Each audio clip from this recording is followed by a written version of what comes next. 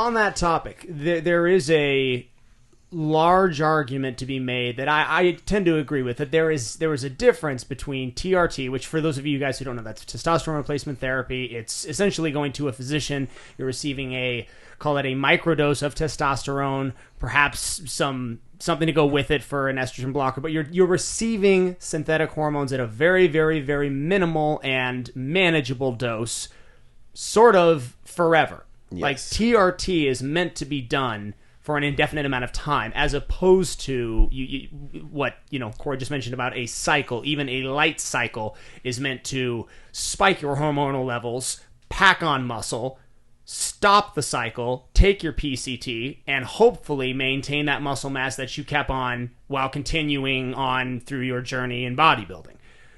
What would you say to that? I mean, would you say, first off, do you consider TRT to be taking steroids? That's a big question we get. Yeah, I think no, because, when I think of steroids, I'm thinking more like hardcore anabolics, like, Yeah, like what? Like what? Anabol, Okay. I'm thinking of Deca, Trends, of really strong ones, especially the orals. Like, those are the ones that really have got to go through your liver a lot more, and Right. those are the ones that are pretty toxic. But yeah, I don't think of just TRT and testosterone at that low of a dose as taking steroids. What is a low dose? I would say maybe 0.1 or 0.2 per week. So I mean, you're looking at, so if you're talking about like a diabetic syringe, you get a little tiny Yes. syringe. I mean, you're talking 100 at the IU. It's like a little. So like what? Yes. One of those per yeah, week. 0.1 or 2. So I mean, you're looking at not even 100 milligrams sometimes. I mean, just depending on how low your test is, Right.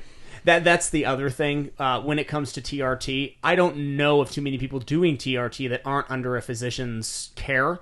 You will be required to get your blood work done by that physician at least every 3 months. You have They're not going to treat you unless you are going through that. Yep. And furthermore, they are also going to prescribe you. Now, of course, it would not be impossible to abuse what they give you on your own, but they are not going to give you more than what they want you to be on. Yeah. They're going to tell you, okay, here's, I want you taking half of this on Monday, half of this on Thursday, and that's it. Yep. And that's your dose. And that will get you to, I mean, what is your T count now? I mean, with TRT on board, Yeah. Where do you know where your levels are? So I'll usually be pretty high within like the 900s, and then they'll usually have you do your blood work 3 or 4 days after your last shot, so it will, drop down and show where you're really Sure. at. So, but I mean, you're right.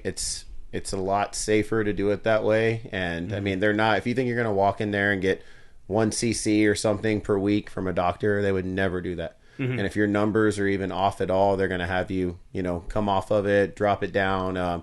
My hemoglobin levels were up. They'll make me go donate blood, and I have to show them the paperwork. So, I mean, it's super safe doing it that way. Sure. Yeah, just better for the blood pressure, better for the heart, better for everything. The liver, too. The liver's the one that's the thing, that or maybe the prostate are the two things that I think scare people the most when it comes to this, especially if you are abusing and taking large amounts. Yep. Doing your blood every 3 months or not, if you are doing large amounts of steroids, you are running a very large risk of prostate cancer and liver failure. Yep. I Or mean, how that's- about people that drink alcohol and do it? And do it. I'm like, man. Well, it's also true because you look at the person who's doing it. What kind of lifestyle is that person living? Like, does that person take pills? Does that person party? Does that person get? I mean, a lot of times they do. Yep. If they're willing to do that, they're most likely willing to do other things because you're talking about a person who's willing to shoot substances into their glute every single day or every other day. And then that it can be so easily irresponsible. Yep. So easily abused.